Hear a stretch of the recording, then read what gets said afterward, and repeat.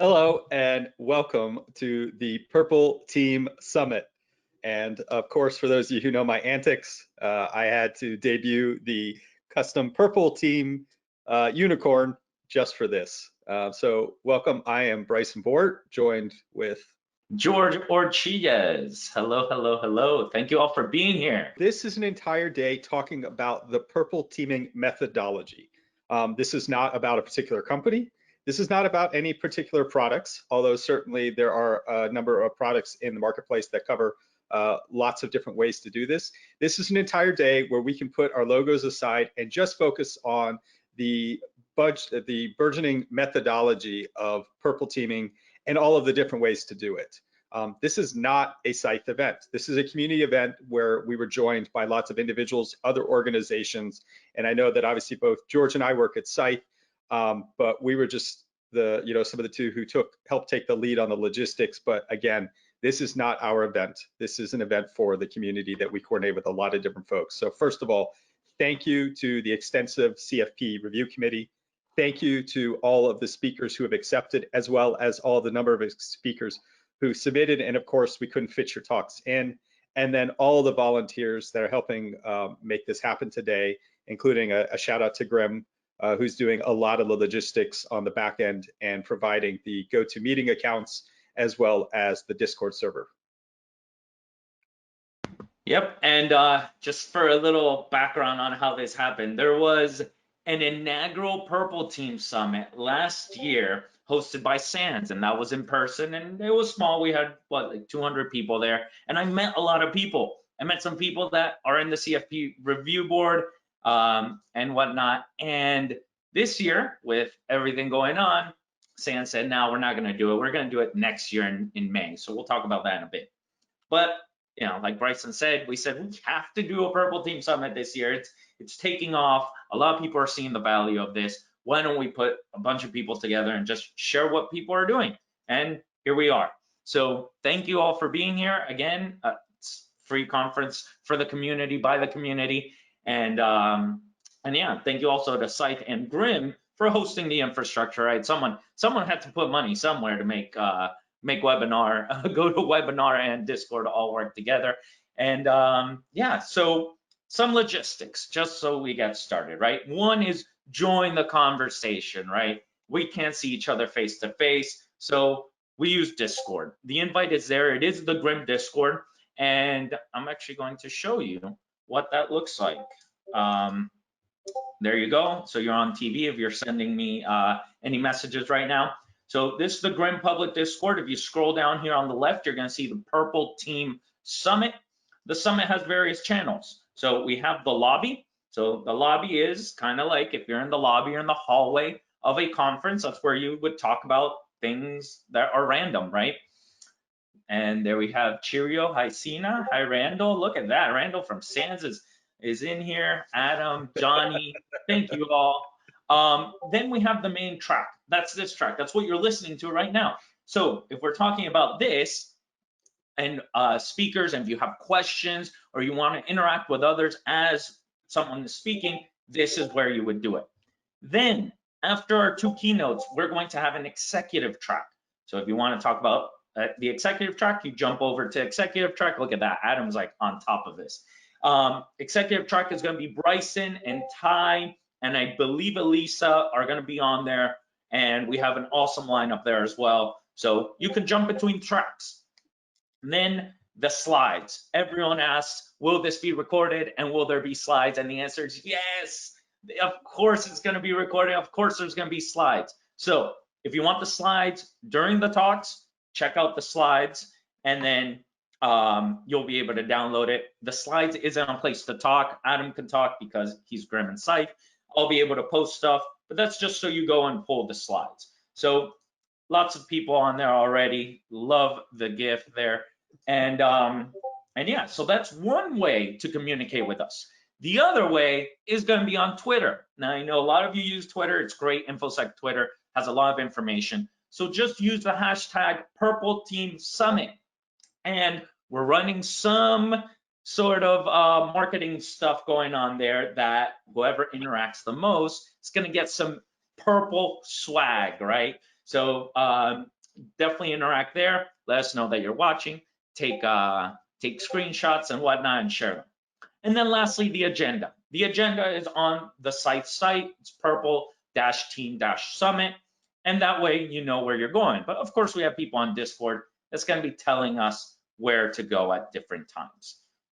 As far as the agenda, it's on the website, but I've taken screenshots of it and added it here so you can all see it, right? So this is our welcome. This is me. This is Bryson. In a couple of minutes, we're going to have our keynote that I'm very excited about. Bryson will be introducing her. And then we have our second keynote, which is a little shorter, a little more technical, but we want everyone involved, whether you're an executive all the way to student or a practitioner. So we're doing that. Then at 11, you break up into whichever track. If you want to stay on the main track, you stay here. If you want to go to the executive track, you're going to have 5 minutes to jump over there. At any given time, you can switch between one or the other, or you can be on both if you have two machines, right? Then we have little breaks. That's just to catch up, get coffee. I heard there's espresso in the hallway, so I'm looking forward to that. And then we have more talks, right? We have awesome talks. Look at this lineup, right? We have Aaron from Twilio, speaking about a breach that actually happened. They were able to talk about it. They got approval to come share it. We're going to talk about purple teaming AWS. And then on the executive track, we have a VC panel on companies that are doing purple teaming. And then we have the afternoon agenda as well. So you see the breaks there. And again, lots and lots of more talks, right? So all of that is on our website. You can see those there. And then just to wrap up, again, a big thank you to the advisory board. This was a lot of people I've just met within the last year through the Purple Team Summit. I reached out to them. I said, hey, Sans isn't doing it. Are you down? And Adam, Sina, Dr. Mona, Lisa, Eliza, Bryson, Sunil, Olaf. Olaf will probably be joining me on the main track towards the afternoon. Eric, GJ, and Daniel, thank you all so much for helping out. Thank you to all the speakers. Thank you for all of you that are here. So really appreciate that. And then lastly, we will give you a couple of other free conferences that we got coming up. The SANS Purple Team Summit will be next year, May 24th and 25th. And I think that's it. We have GrimCon. Why did the GrimCon slide not work? Because I don't know what I did. I failed at something. But this is why we work in security, George. We're not that great at IT. Exactly. So that's it. That's it for the welcome. Thank you all for being here. Interact on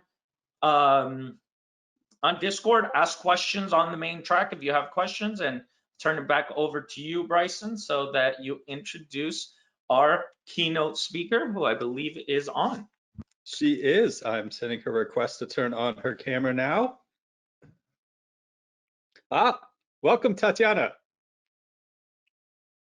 Hi, how are you? Every day is a holiday. How are you doing? I'm surviving. I'm making it through. So your plan for your talk is you would like to have a Q&A with the audience, correct? Yeah, absolutely. Okay, so for those of you who want to interact with the Q&A, like George said in the beginning on the logistics, please put your Q&A in Discord and we will get to it. So Tatyana Bolton is the Managing Senior Fellow for R Street's Cybersecurity and Emerging Threats team. She crafts and oversees the public policy strategy for the department with a focus on secure and competitive markets, data security and data privacy, and diversity in cybersecurity. Other areas of research for the team include cybermetrics, the Bureau of Cyber Statistics, content moderation, 5G, building capacity, state and local cybersecurity, and supporting innovation. Is there anything we're not doing there, Tatyana? Well, we're just trying to create the most preeminent cybersecurity think tank over here, Bryson. So gotta do it all. That's why we're having your keynote. Most recently, Tatyana served as the Senior Policy Director for the U.S. Cyberspace Solarium Commission, focusing on U.S. government reorganization and resilience portfolios. From 2017 to 2020, Tatyana also served at the Cybersecurity and Infrastructure Security Agency as the cyber policy lead in the Office of Strategy, Policy and Plans, where she developed strategies for strengthening the cybersecurity of the United States critical infrastructure. Tatyana's work included efforts on the cyber deterrence strategy of the United States, the Department of Homeland Security cybersecurity strategy, and the national security strategy, or national cyber strategy. Tatyana has published pieces in Lawfare and Defense News on cybersecurity clinics and women in cybersecurity. She also received an award for exceptionally meritorious service from the Cyberspace Solarium Commission. Tatyana, welcome, and we look forward to your remarks. Thank you for that introduction, and I appreciate the opportunity to speak here today at the Purple Team Summit. Excuse me. In today's world, cybersecurity is national security. And in order to be secure as a nation, we must have the resilience to withstand and bounce back from cyber attacks in both the public and private sectors. Risk management, planning, and exercises are a necessary step in determining any organization's cyber resiliency. Whereas pen testing can probe the system for weaknesses, tabletop exercises, pitting a red team against your company's blue team, or in this scenario, mixing the two, allows organizations to see not just their systems, but their people in action, which is critical because people and their behavior during a crisis are often more vital to an organization's cybersecurity than its technical systems. We live in a world where malware can bring down an organization through just one person clicking the wrong link in an email, and it happens, as you know, frequently. It's critical, therefore, that testing cybersecurity begin with risk mitigation practices and includes testing humans. Risk management is the process of identifying risk and vulnerabilities, assessing their impact, and controlling those threats to an organization. In the perfect scenario, an organization continuously practices risk management, which forms the basis of their decisions.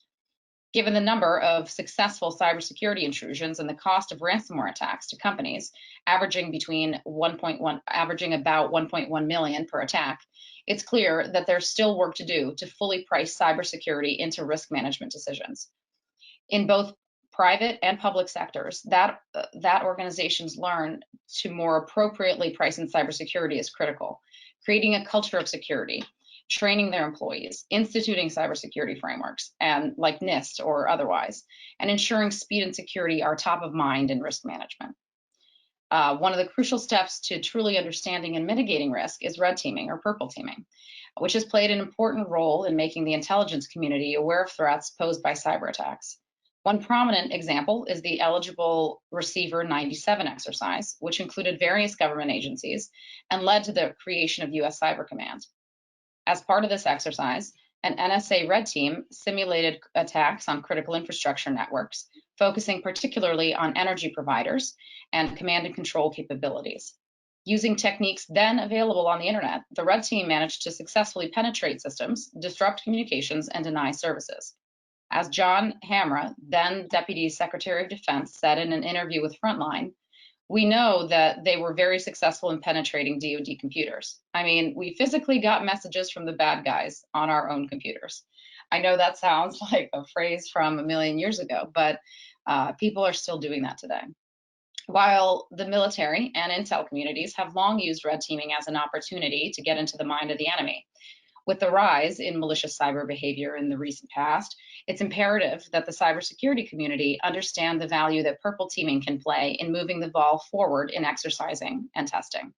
The concept of moving from static, one-dimensional testing to active, integrated testing shows the complexity of the threat and therefore necessarily our pivot to a more advanced form of exercise. Think back to the last exercise you did with your team, real, hands-on, collaborative exercising. What did you learn? Was it useful? How many PowerPoint presentations do you think it would have taken for your team to learn the exact same thing? And that's the point. Intuitive, practical learning from purple teaming is critical to cybersecurity and network defense because it's a much better teacher than any CISSP certification. We've seen sectors and agencies outside of national defense also recognize the value of these types of exercises, and that's where we want the future to go. Several agencies have created different resources for tabletop exercises, which incorporate aspects of blue and red teams. The U.S. Treasury released a financial sector cybersecurity tabletop exercise template and regularly purple teams their systems, aimed at assisting financial institutions of various sizes protect themselves against cyber intrusions. CISA's Cyberstorm Hamilton and Department of Energy's GridX are examples of agencies working in concert with the private sector to test real-world scenarios. We've seen tabletop exercises used with great success in the financial industry, as I mentioned. Their organizations hold some of the most sensitive information and therefore are uniquely attractive to hackers and other malicious actors. This explains why the financial sector was one of the first non-governmental sectors to truly embrace these exercises.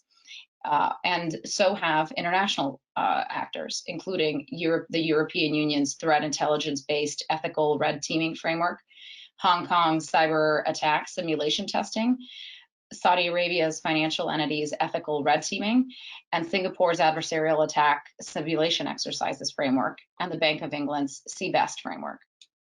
Tabletop exercises are so beneficial to national security that we at the Cyberspace Solarium Commission included it as a recommendation in our report released last year. Earlier this year, I apologize. We recommend that Congress should support and fund FEMA and CISA in implementing expanded and coordinated cross-sector exercises, gaming and simulation, as well as sector-specific agencies in smaller sector-specific exercises. We supported improving expanded planning capacity and readiness for cyber incident response and recovery efforts, state and local exercises, continuity of the economy planning, or COTE, and the biennial national cyber tabletop exercise, which ensures the United States' ability to respond and recover and reduces adversaries' confidence that attacks are able to achieve strategic objectives and shape U.S. behavior.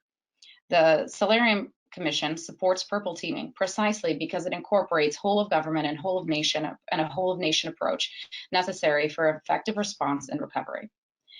Practicing this collaboration is crucial, since a successful cyber attack on our nation's critical infrastructure has the potential to simultaneously devastate many sectors of our society. Our response to such an attack can be no less multifaceted, and establishing these cyber tabletop exercises provides the chance to test current response and recovery mechanisms, such as the NSERP, while also allowing senior leaders to plan on how to ensure a suddenly crippled economy could continue to function. Purple teaming exercises are not, however, just for senior government leaders and organizations, but also important for the private sector and the critical infrastructure, which many of you now find yourselves among. Consider the water sector. Water systems are a necessary part of our nation's critical infrastructure and are notoriously underprotected. In 2018, DHS and FBI revealed that the Russian government was targeting the water sector as part of a multi-stage intrusion campaign. During the 2018 ransomware attack on the city of Atlanta, employees at the Atlanta Department of Watershed Management were unable to turn on their computers for a week. These incidents reveal how crucial it is to improve every sector's cybersecurity. Tabletop exercises in water and finance help enable successful risk management strategies because they're informed by practical, real-world experience. And as I learned from a thoughtful leader at FEMA, the focus that FEMA puts on exercising and planning prepares them to respond to natural disasters more than anything else they do. In cybersecurity, we should take a lesson from that and improve our overall cybersecurity planning. We can't wait for a crisis to forge the necessary connections and practices that will determine America's resiliency. We must actively prepare and train for the worst, and in doing so, deter our adversaries from attempting to make that day come. Thank you. Thank you, Tatyana. So we have questions pouring in. Are you ready? I am. Let's go. Okay, the first one from Headhunter 6R. Great work on the Solarium report. I agree. The Solarium report is fantastic for those of you who haven't read it. A detailed and comprehensive set of ideas. Do you believe the next administration and Congress will take more action on the recommendations in the report? Is there anything the community can do to encourage movement on the recommendations? Well, thank you. I appreciate the support. The Solarium, I think, has done a lot of great work, and we've put out 84 recommendations just in the basic report, and then follow-on recommendations in the workforce, supply chain, ICT paper, and others. So I do think that the next administration will take more action. I will say there's been good work on behalf of CISA in the last few years, including protecting election election security, and they've done some great work, but I think we need more. One recommendation, for example, was the National Cyber Director, and I believe that, along with some of the others like the Bureau of Cyber Statistics, are critical to ensuring cybersecurity. I think that we will see the Biden administration take that recommendation and, at a minimum, install that as a White House decision if it doesn't go through in the congressional package, where we have somewhere in the neighborhood of 30 of our recommendations included in the National Defense Authorization Act this year. All right, from Grace and Estes. Many organizations, no matter their size and maturity, often find a major gap in their ability to properly get IT and cyber a seat at the table. Cyber is often looked at as a sunk cost, part of the cost center. What is the best way to get non-technical management to better understand the needs of purple teaming? That's a great question, and it's something that we looked at as part of our research at the Solarium. It's absolutely a problem that CISOs get blamed for cyber intrusions, and CEOs sometimes don't understand that they were a major part of the fact that the CISO didn't have enough responsibility and enough resources in order to prevent that same intrusion from happening. I think it's an issue of cultures and companies really understanding the importance and the significance of cybersecurity planning and resourcing. And one of the things we recommended at the commission was to educate board members, non-technical experts such as CEOs, lawyers, judges, etc., people who are in touch with cybersecurity practitioners and making important decisions, but currently aren't experts on cybersecurity and therefore don't value it as much as you do.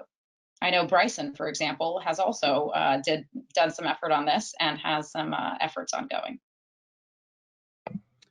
Yep, thank you. And back to the question on the Cyberspace Solarium Commission, I just want to point attendees to a conference that the ICS Village co-hosted with R Street Institute a couple of months ago called Hack the Capitol.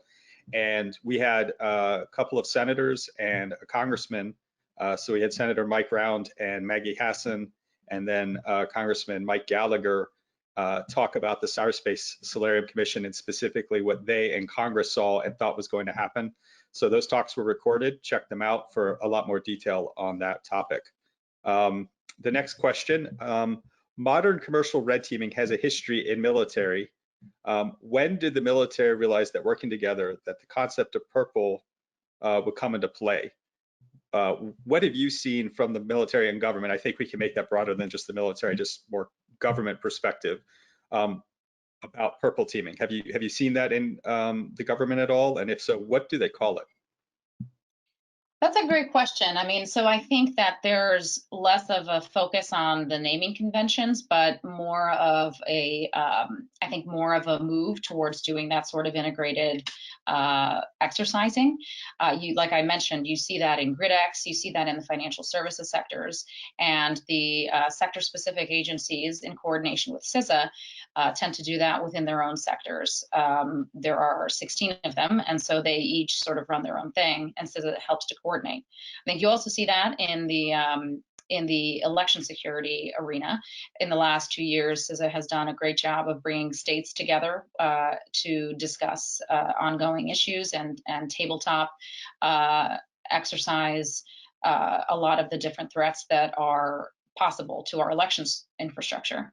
So they've done that in the last few years. I think I can't, point to a specific year when they sort of made an official change. And as anything in the government, it always takes a long time. But I think we're moving to that integrated concept, and I think that's a wise move. So since we're talking about policy and particularly all the recommendations from the Solarium Commission report, if you could wave a non-internet connected wand, what is one thing that you would like to see happen, right? Take reality out of it, take budget out of it, take resources out of it. You, Tatyana, get to be queen for the day. You wave the wand. It's not connected to the internet. It's air gapped. What can you make happen? Air gapped, that's a cute concept. I would make one, if I had to make one change, it would be maybe not one you'd first think of, but I think one that is critical to the functioning of every single agency and every single resource, and that's Congress. And I would change the way that committees in Congress are structured to do oversight of cybersecurity. Right now, there are something like 80 plus committees that oversee cybersecurity agencies and other agencies that have cybersecurity as a secondary responsibility, such as energy and finance, or the Department of Treasury. And what we've recommended on the commission is to make one select committee on both the House and the Senate side that would oversee cybersecurity. That would make oversight and accountability possible. Right now, CISA has to participate in oversight hearings for 15 or more committees on any given issue. And every single issue, the responsibility and accountability is dispersed. And therefore, the changes that are necessary cannot move through.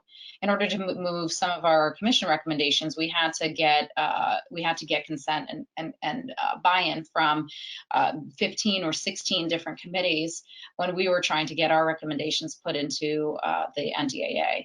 And even the fact that the NDAA is the only legislation that will move through with cybersecurity in it, in itself shows the problem. All right, last question, and then you're off the hook. So you've just waved your air-gapped wand. Now let's look into your crystal ball. What is one good thing and one bad thing that you think is going to happen in cybersecurity in the next 5 years? Well, unfortunately, I think the one bad thing is that we are going to have a significant cybersecurity attack.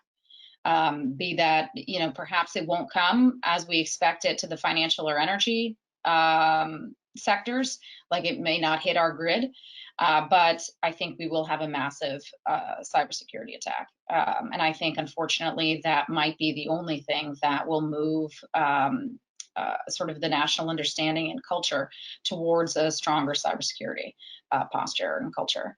The one good thing is, I think that we have an opportunity with the Biden administration transitioning in to sort of reimagine and reinvigorate the discussion on cybersecurity. I think they are supportive of our recommendation for improved leadership on this topic and understand that importance. And so we have the opportunity right now to get an NCD and to get someone good. One person I've recommended is Chris Inglis to become the next NCD. If we can get strong leadership and if we can get a good person in there that can understand the bureaucracy, that can work it, that has the respect of the community as well as the White House, we can really move forward in cybersecurity in a serious way. Chris Inglis is a fantastic individual, despite the fact that he was an Air Force Academy graduate. He was deputy director at NSA previously, and then just to translate the jargon, NCD is the National Cybersecurity Director, colloquially known as the Cyber Czar, correct? No, we don't like that term. We don't like that term. I said colloquially. That's getting too close. I'm Russian, so that's getting a little too close to home. But no, yes, the NCD is the National Cyber Director, and we've recommended that person gets a seat at the table at the White House, almost on par with the National Security Advisor, because when the National Security Advisor wakes up in the morning, how high do you think cybersecurity is on their given list of priorities for any given day, right? If they're talking about China and they're considering, North Korea's latest missile test, where does cybersecurity fall? We need somebody who has cybersecurity at the top of their list each and every day and is moving the ball forward. An excellent parallel to what we see in commercial industry with the C-suite and where is the priority list of cybersecurity and that risk as a part of those executive decisions, which is one of the reasons we have an executive track today looking at that challenge from the C-suite perspective as well as the investment community because it's not just a technical problem where we all nerd around and go, well, this is the process. Of course, this is what we do. When those are the folks that are making those decisions and looking at it at the high level. So that is, I think, a great note and way to tie this all together. Tatyana, thank you so much for joining us today. I can tell you that Discord was popping with some of your fantastic quotes that have been pulled out, and you'll be seeing those on Twitter. For those of you who want to follow you on Twitter, what is your handle? I'm Technotats with a TATS. Technotats. Yes, that's me. Well, thank you very much for joining us this morning. Thanks, Bryson. Thanks for having me.